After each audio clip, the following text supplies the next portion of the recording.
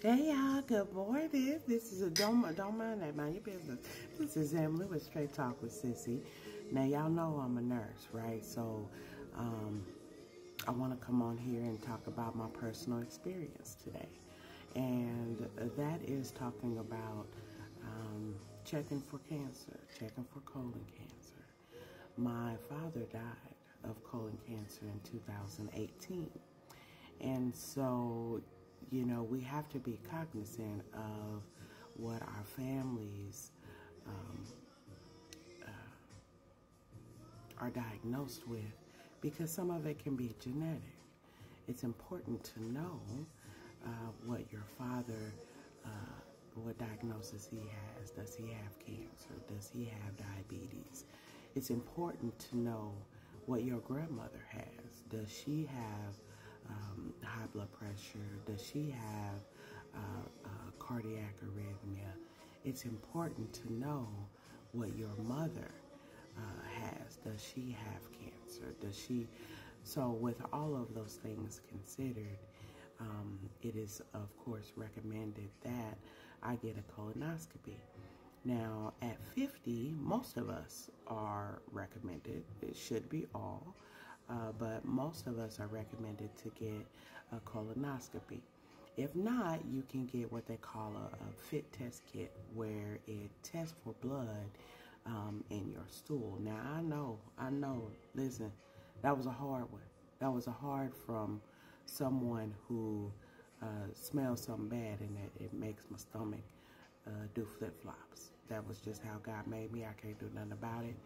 But, you know, get you a mask, get you some Vicks Vapor Rub, put it in the mask, get you some gloves, and just scoop that poop and put it in the container and send it off.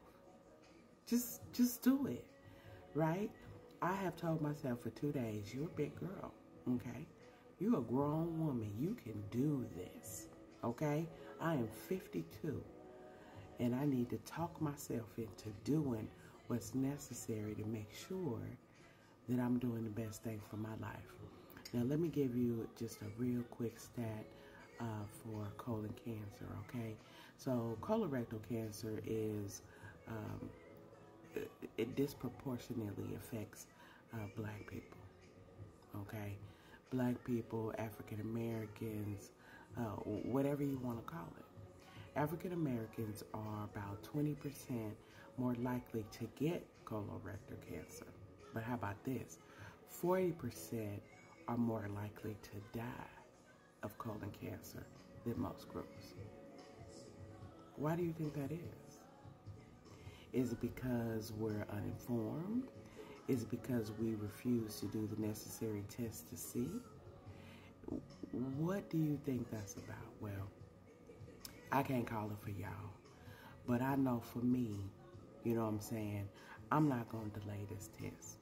So I'm going to get an EGD, which takes a scope. It's an esophagogastroduodenoscopy. Okay, it's a big word. I've always loved to say it because once I learned how to say it, it was great for me. So what I'm going to do is I'm going to get a tube that's going to go down my throat, and it's going to go into my belly and the upper portion of my colon to make sure that everything on there looks good. And then we're going to move to the colonoscopy, where it's a long tube again, okay? And they're going to go through the backside. Now, that's an exit only for me.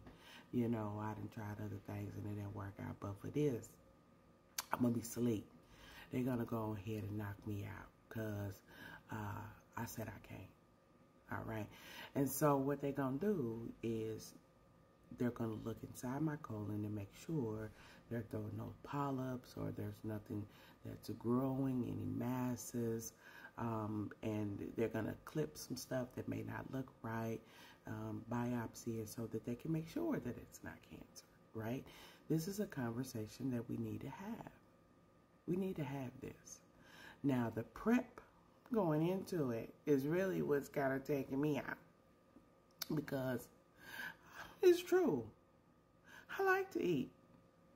And they said, you can only have clear liquids, broth,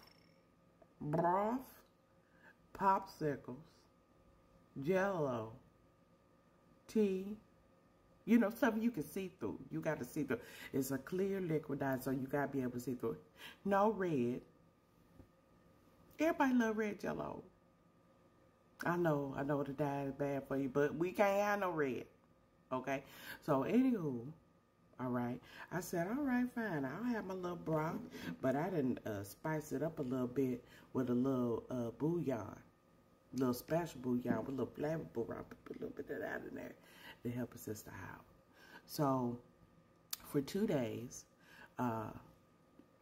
really one, but if you want to make sure you ain't got to do it again, 2 days is good, of clear liquids. And then this morning at 9 o'clock, we're going to start the Dynamite show. And so what that involves is 4 Dulcolax tablets. And then at 2 o'clock, I start with a bottle of mag citrate. And then at 9, I do a second bottle. For anybody that don't know, it's dynamite. And I'm going to be hurting. I hope not. I took some stool softeners.